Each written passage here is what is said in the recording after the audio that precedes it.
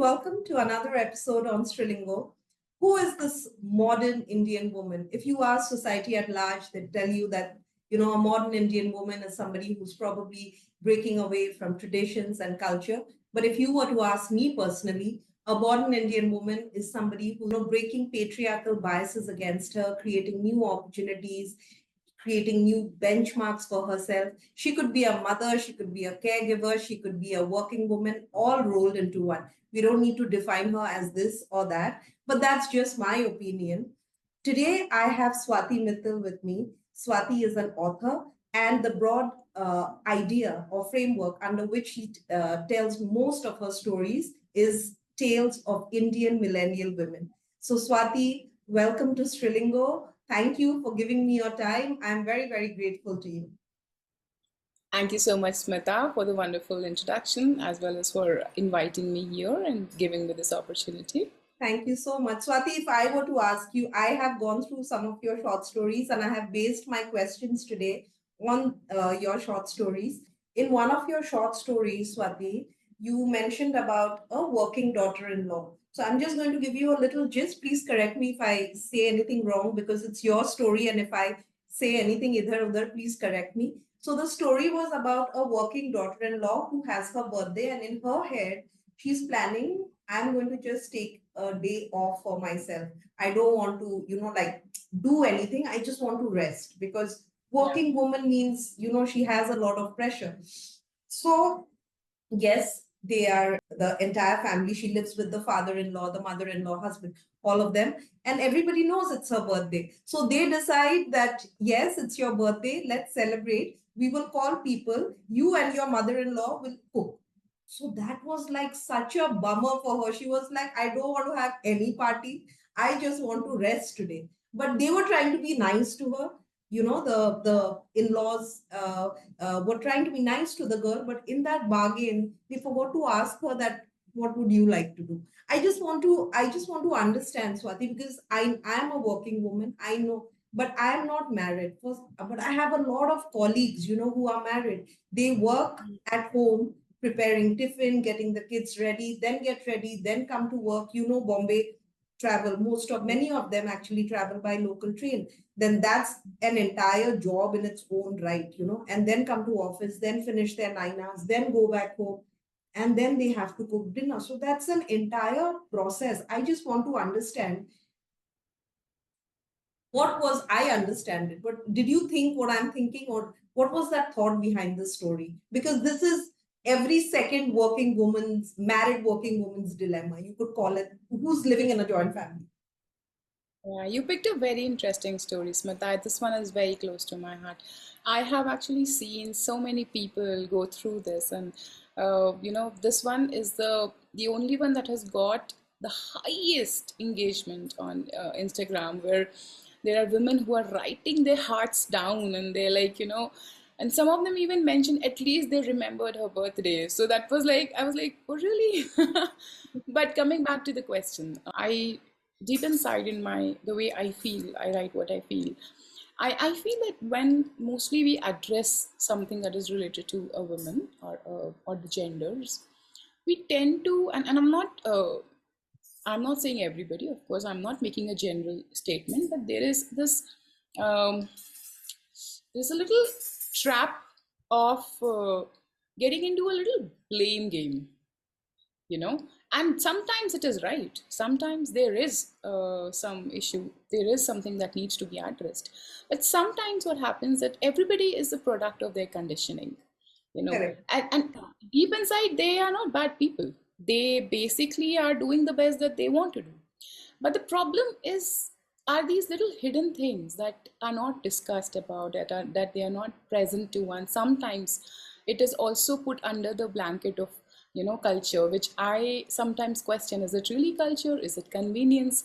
On those lines. So when I wrote this story, what was in my heart was to highlight how this entire world of cooking is so invisible in terms of the effort that goes behind it. And most of the times, it is, not the women, but the men who have not experienced cooking themselves, who think that it is said it is a very easy task. Like, what's a big deal about it? Women have been doing it for ages, you know. So um, I wanted to put this across that just leave the reader with a question that it's not necessary that the woman has to eat from outside or has to go outside.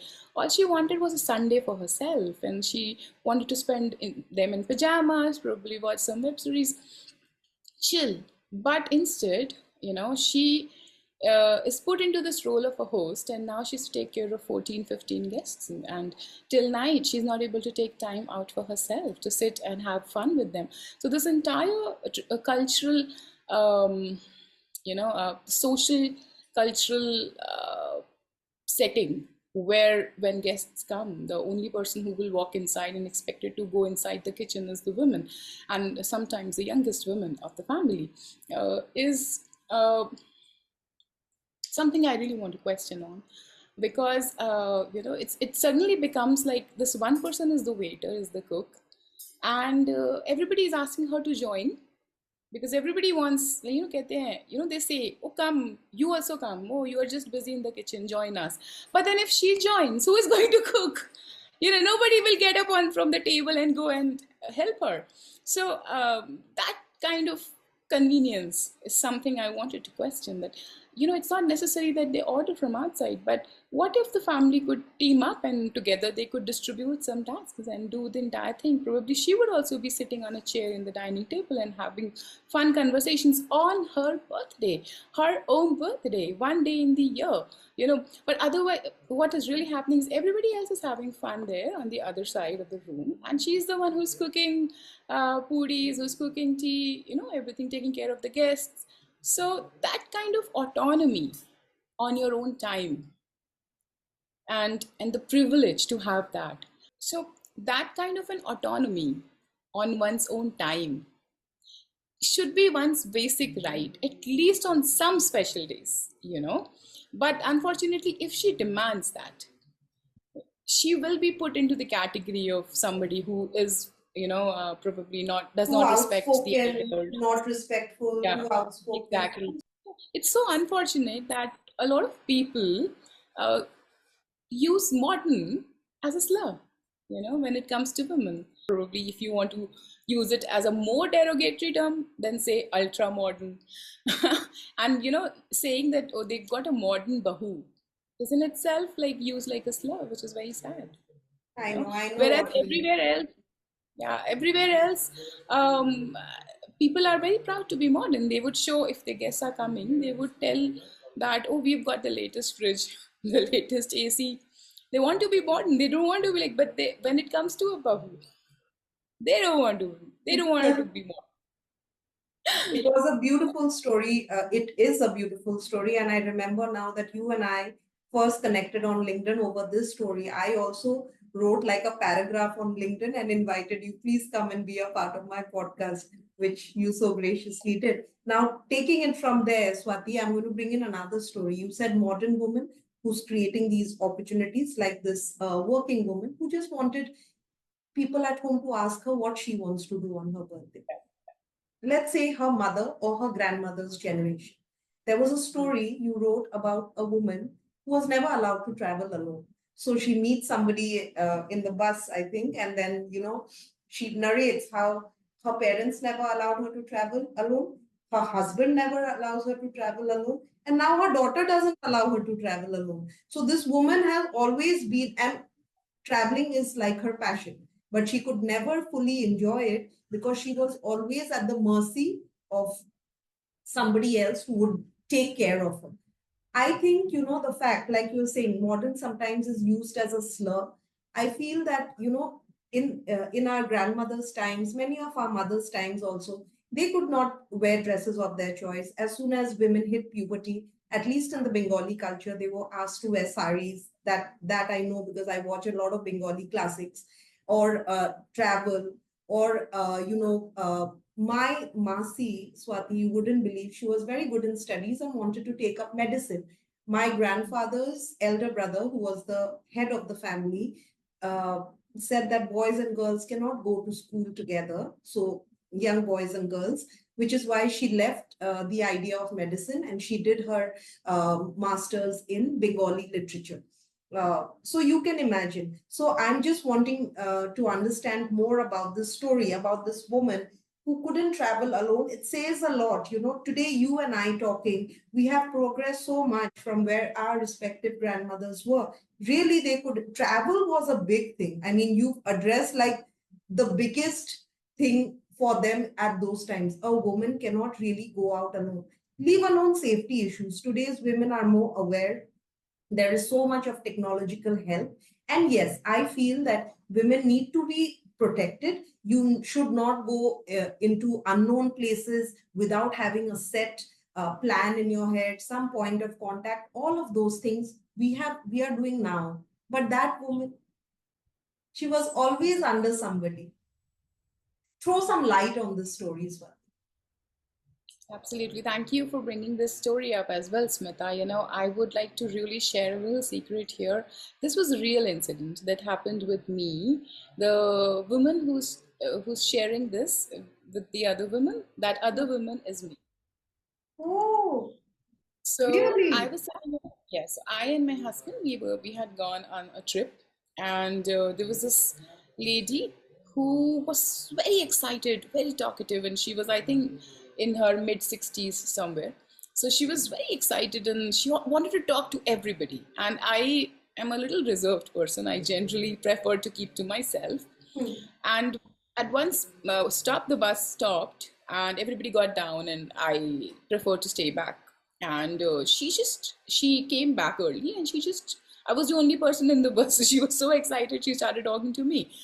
And initially I was really resistant because I didn't want to indulge, but then I really was very surprised because she was so excited. She said, today this is the only trip I have come to because it is in a group and my colleagues have come with me. Otherwise, the 60 something lady, she's very simply said, ma'am, I have been a scientist in DRDO. Okay. So she has worked independently. It's not like she's somebody who's always been at home, never stepped out, doesn't know how the world. She's been a scientist in the RDO for 40 years until she got retired. Now she's retired. And she said, even I love traveling, ma'am. I want to see the world. I want to travel. But ma'am, what? Earlier, my father didn't let it. This was her sentence. She said, earlier, my father didn't allow me, ma'am. She said, first you get married, then you ask your husband, and he will let you travel. Then I got married to my husband. He didn't let me travel alone. He said, no, when we'll travel together. And then now, ma'am, my husband is like, fine, do whatever you want, whatever brings joy to your heart. Now, ma'am, my daughter does not want, like, does not allow me to travel. What to do?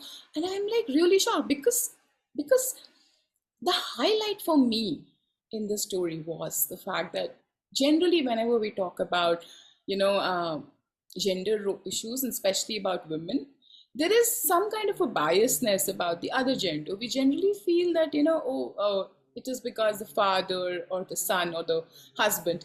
But here, the daughter is not allowing her mother to, travel. And it's there's a very thin line between care and control. Correct.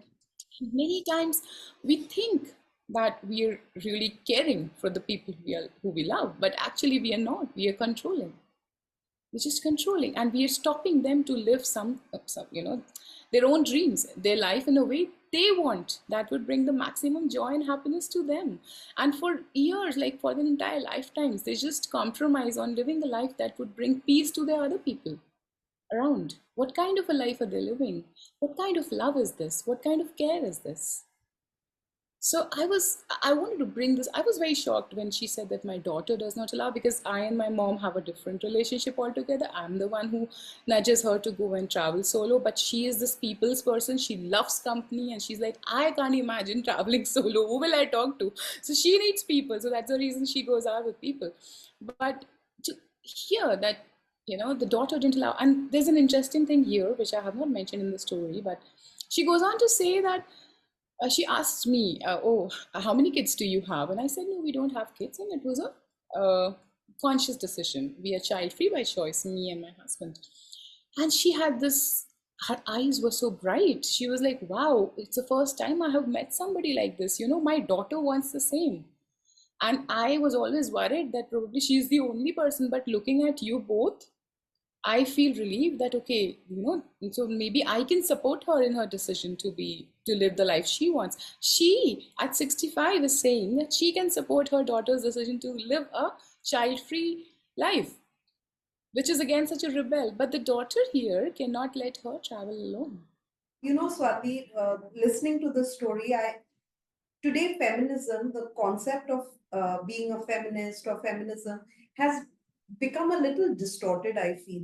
In this story that you narrated, it is not about her father or her husband, that means men, not allowing her to travel. It is also a woman who is now an adult, her daughter, who's not allowing her to travel. In Strilingo, what we do is we make a very conscious decision that yes, we speak for women because I am a woman and I understand that best, but at no point in time should this become a battle of the genders. This story, why it caught my eyes is because of this reason, that the third person in her life who was telling her, no, you can't do it, was not a man, it was a woman.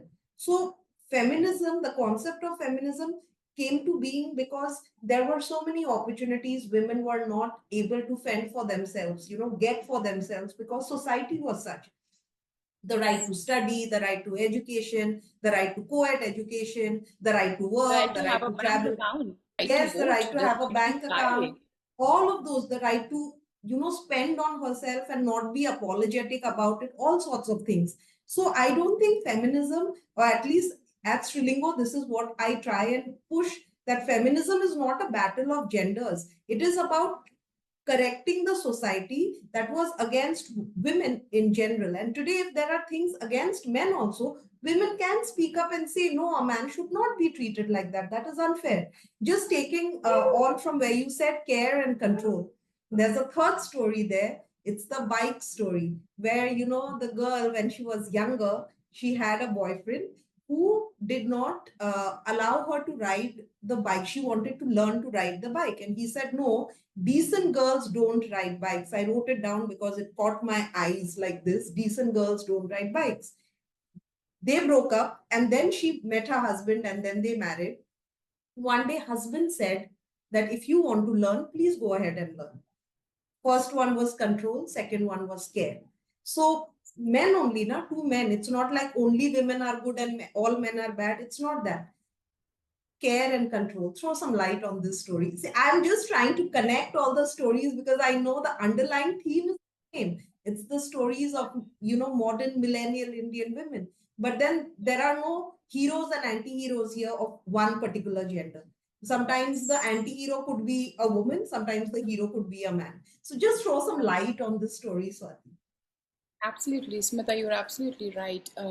It's just the mindset that Yes, we are talking about.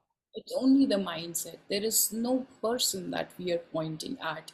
We are questioning some conditionings, deep-rooted conditionings, deep-rooted beliefs, and we are also questioning the mindset. And that's what needs to evolve. The same person can be so amazing if they just start looking at things from a different perspective. And it does not matter if it's a woman, man, girl, or a boy, or anybody else. So I mentioned it previously also. Care and control are very overlapping sometimes, and especially, especially in a lot of cultures, it is very easy to dominate somebody and their will and just say that, oh, I care about you and that's why I'm stopping you from doing this. And we say we have that, a right, the haq to stop somebody. We say, you will not do this. Hey, why will the person not do it? Is this is not love, this is control. You don't think that the person should do it. You can sit down, have a adult conversation, correct. and then figure out some solutions that can work for both of you, but then the other person has just equal rights to live. In a relationship, when we are very young, unfortunately, we have very I don't want to I want to be I want to make sure that this lands rightly, so I am taking my time, but unfortunately we have been celebrating some very toxic relationships when it comes to cinema, or while growing up in the 90s. in the 90s cinema. Now, I'm not commenting on how the filmmakers are making. They have their own right to create. It's an art, it's a self expression. They can choose what they want to do. But somehow, today we have the exposure to OTT. So we have the exposure to world cinema. But back in 90s, we had very limited, like that year would be just two films. Everybody would have watched Kuch Kuch Hota. Everybody would have watched, Kal Ho Na Ho and films like this. So they were really trendsetters. They really sowed the seeds of what to expect in a romantic relationship. And it's very, very sad because You uh, forgot DDLJ. I nothing was can be far. highly influenced by DDLJ. I swear to God. Yeah, exactly. So for days after the film would release, girls would play the whole movie being different characters, and in the interval, in the recess time in the school. So I remember. I mean, it is a very influential Yes, medium in India, and I have seen how what's the depth of it. So the thing is that we have been celebrating that kind of relationship, and growing up, it's especially when you are in your early 20s or teens, it's very difficult to understand or get that thin line difference between what is care, what is control. And if you get into a controlling relationship very soon, then really you within a decade you will not recognize your own self. You will lose yourself because you yes, will keep changing, putting up to the other persons. You want to please the other person in the relationship so much so that at one point of time you will look in the mirror and you will look at a stranger, not at yourself. So that's what one of the biggest mistakes a lot of people do at the young age. But if they really understand the difference between care and control, they will be able to see red flags in a person or a relationship very soon. And in this case, the husband is the green flag one. He actually tells her, look, I want you to make sure that we've got a bike. I have taught you how to ride. Now you go and go for your solo bike trips. I'll be very happy, but I want to sleep at peace at night. So I want to make sure that you join a self-defense class, the best in the city. You go to the gym, you work out. I want to make sure you have stronger muscles, and that's you will comfort. always. That's care. Exactly. That's care. So you don't curb the wings. You don't put the bird in the cage and say, I'm protecting you. Correct. You ensure other ways of protecting someone, but Correct. you let them fly, not try. Correct. You let them fly. Swati, I'm having such a nice time talking to you, and I'll tell you why I'm having a really nice time. It's not just to say something nice to you, but there's a big reason behind it. But before I come to that, there's one more story. I had done a podcast with a colleague of mine. The podcast was about modern couples, responsibilities, and relationships. So both were working. So both, they don't have gender specific rules at home. You have to do all the cooking and the laundry and everything else, even if, we both are working. And they both are journalists. So you can imagine their times, very long Yeah. hours. And they don't really have a specific time to go back home. So in this, no, Swati, I asked her that since you're living away from your in-laws, she said, 1 minute, Smita.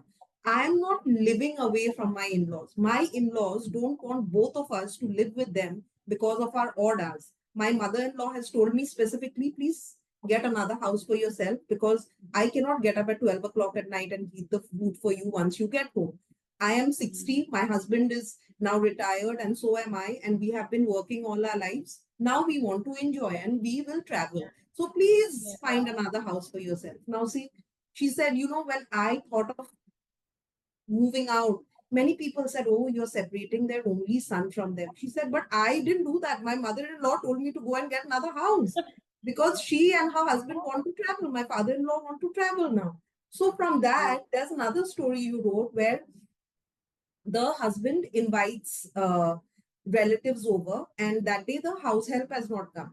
So there's a lot of work already pending. And so the wife just says that, shouldn't you have asked me before inviting? Because obviously I have to take care of them. If the house is messy, I'll be judged. If I don't serve them well in terms of cooking and all of that, if I don't look after them, I'll be judged. So he says that, do I have to actually take your permission before calling my relatives over? And she says, it's not about taking my permission. I'm not a control freak. All I'm trying to tell you is that when people will come here, they will expect a certain kind of hospitality, which happens with Indian relatives, right? In the West, they are more curt, but our culture is such that Atiti Deva Bhava. So, in that regard, I'm telling you that they want a clean house. If the house is a mess like this, today the house help has not come. They want to say, oh my God, she doesn't even know how to take care of the house.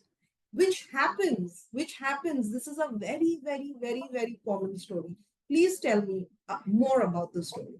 So, Smita, this one is a very unsettling story for me, you know, because the amount of anxiety the women feels, they have been, I think, every, or let me not put out a blanket statement, but a lot of married women have gone through that sentiment, that anxiety, that emotion at some point of their lives.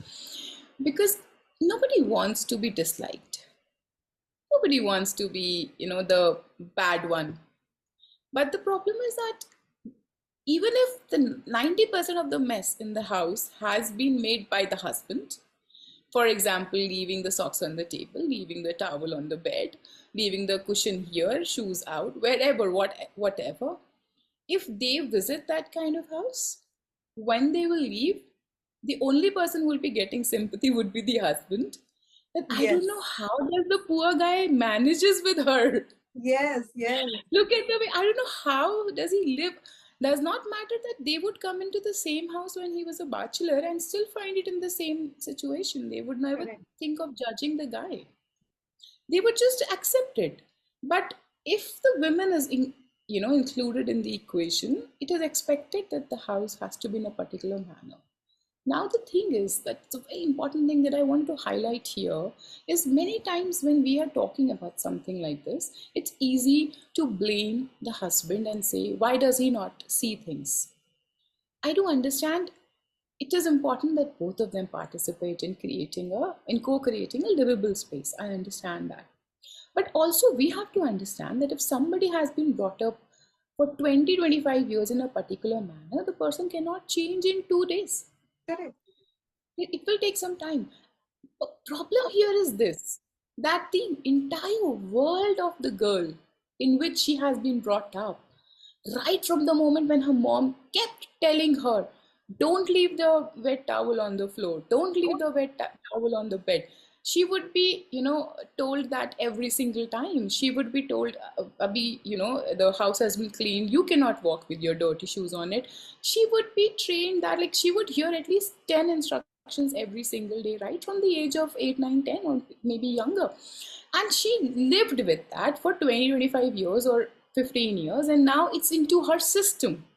Deep inside, a lot of women are also brought up as people pleasers. Yes.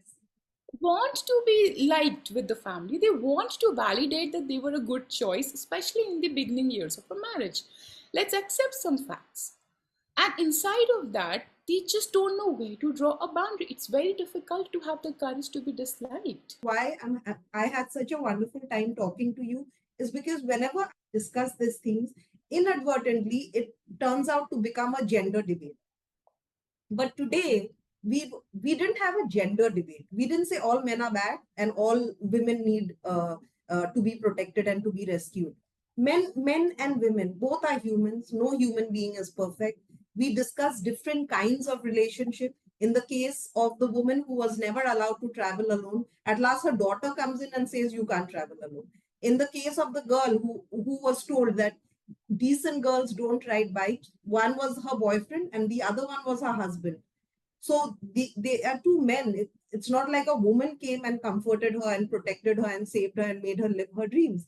So the best part about this is that we spoke about the Indian millennial women, but I think somewhere I feel personally, and I'd like to know what you think, that men and women, no, Shiv and Shakti, they're an integral part of each other. We need to be able to do away with what's bad, what's biased against women. I don't think there are too many biases against men, other than the fact that men are pressurized since the time they're little that you have to grow up and bear everybody's burden. That's one kind of patriarchal bias which I feel is very heavily against men.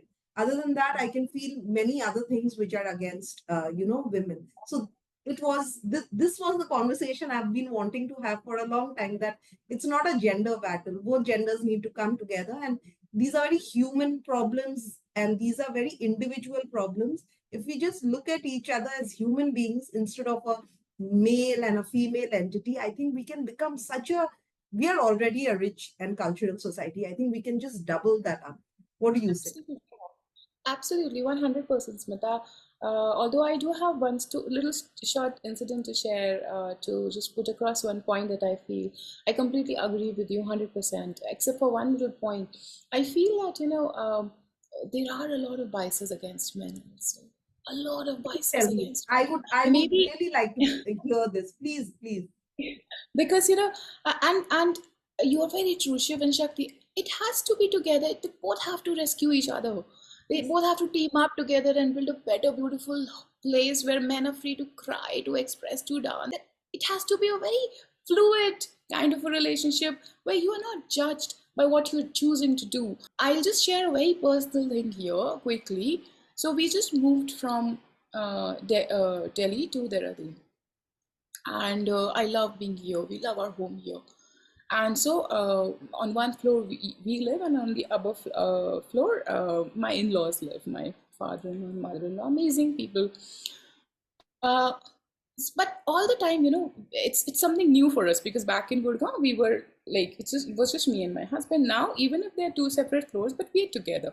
So in my mind, I was always like, uh, last 1 month since the time we've moved, I was like, oh my God, I have all now I have to have a more mind space to make sure that everybody's included. It was not coming from a place of unhappiness. It was coming from a place of happiness only. I want to care for them. I want them to be included. But at the same time, being a writer, I wanted to make sure I can guard my me time, my workspace also. And so it was getting like, a little overwhelming for me, setting up at a new place and managing suddenly the bigger family and everything. And at the same time, uh, I just felt, oh, everything is so easy for my husband. He's having a great time because his parents are here, and it's so.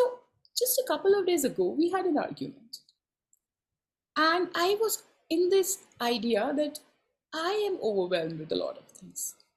So after the argument, a little while later, he stepped into the room, walked up to me, sat next to me, and he shared, you have no idea uh, how overwhelmed I am also, because this is a new city. For me, this is my hometown. My parents live here, but they have their own world. I don't have to cater to their world because I know where whatever they're doing, they're busy, they're happy because they've been living in this city for 45 years.